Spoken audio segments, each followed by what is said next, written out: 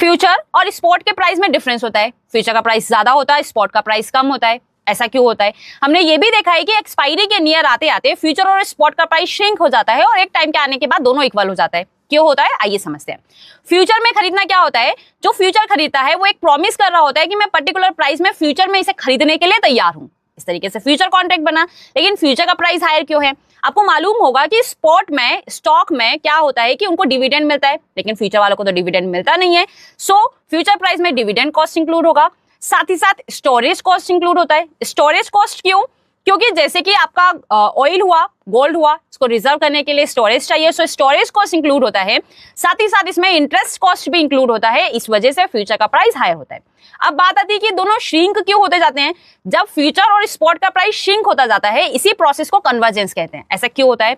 ऐसा आर्बिट्रेज जो करते हैं वो लोग इस पूरी पिक्चर के लिए रिस्पॉन्सिबल होते हैं। कैसे? ये लोग क्या करते हैं, ये एक स्मार्ट ट्रेडर्स होते हैं, बल्क में पैसा आता है, जिस चीज की कीमत ज्यादा है उसको बेच देते हैं और जिस चीज की कीमत कम है उसको खरीद लेते हैं।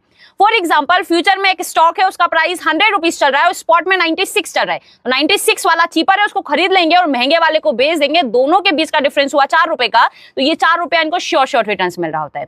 तो ये रील उन लोगों को जरूर शेयर कर दीजिएगा, साथ ही सेव कर लीजिएगा ताकि आपको फ्यूचर में कोई प्रॉब्लम ना हो। Thank you.